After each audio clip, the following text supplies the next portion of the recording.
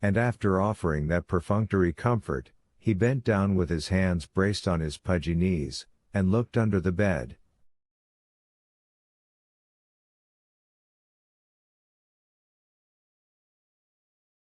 Appears to be a pair of woman's shoes under there.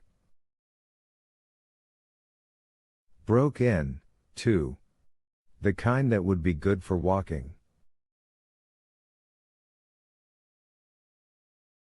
Don't suppose she ran away barefooty, do you? She wore her canvas shoes, I said.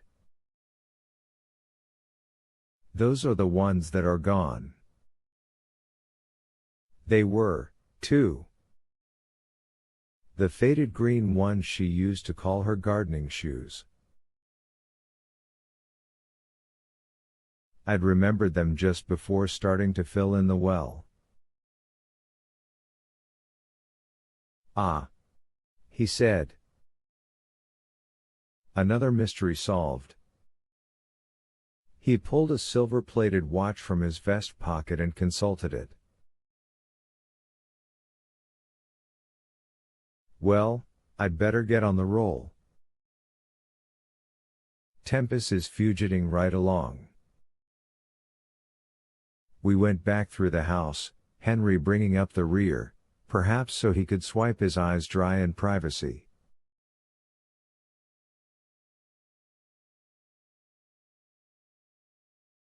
We walked with the sheriff toward his Maxwell sedan with the star on the door.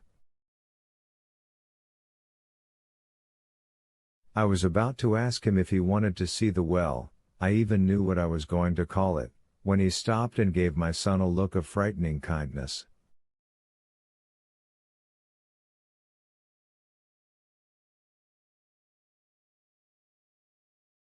I stopped at the Cotteries, he said. Oh? Henry said. Did you? Told you these days I have to water just about every bush, but I'll use a privy anytime there's one handy, always assuming folks keep it clean and I don't have to worry about wasps while I'm waiting for my dingus to drip a little water.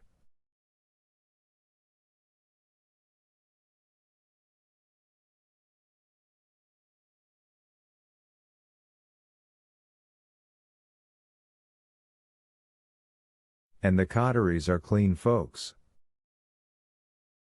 Pretty daughter, too.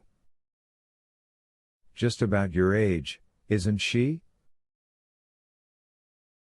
Yes, sir, Henry said, lifting his voice just a tiny bit on the sir.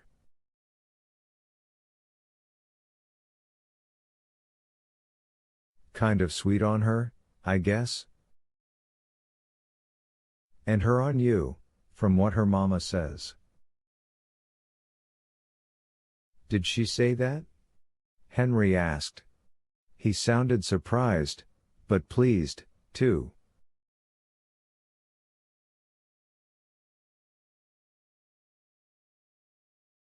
Yes. Mrs. Cottery said you were troubled about your own mama, and that Shannon had told her something you said on that subject.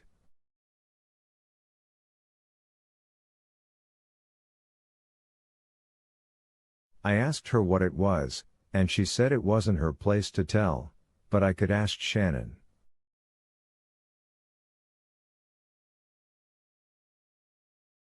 So I did. Henry looked at his feet. I told her to keep it to herself. You aren't going to hold it against her, are you? Sheriff Jones asked.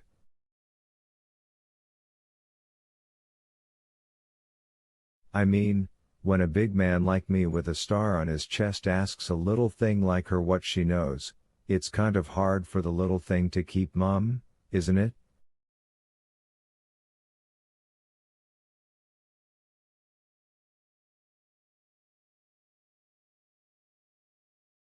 She just about has to tell, doesn't she? I don't know, Henry said, still looking down. Probably.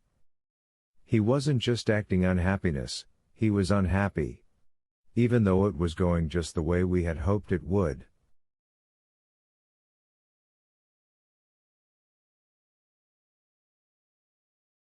Shannon says your ma and your pop here had a big fight about selling those 100 acres, and when you came down on your papa's side, Mrs. James slapped you up pretty good.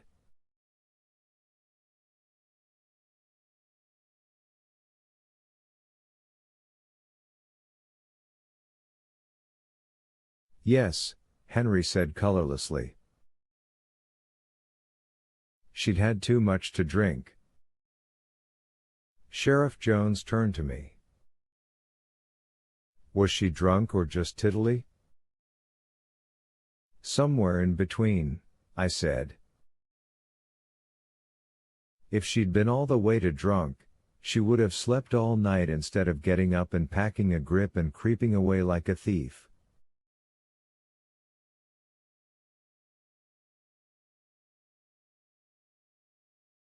Thought she'd come back once she sobered up, did you? I did. It's over 4 miles out to the Tarvey. I thought for sure she'd come back. Someone must have come along and given her a ride before her head cleared. A trucker on the Lincoln-Omaha run would be my guess. Yep, that'd be mine, too. You'll hear from her when she contacts Mr. Lester, I'm sure. If she means to stay out on her own, if she's got that in her head, she'll need money to do it.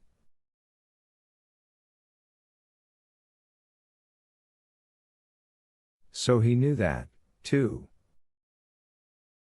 His eyes sharpened. Did she have any money at all, Mr. James? Well,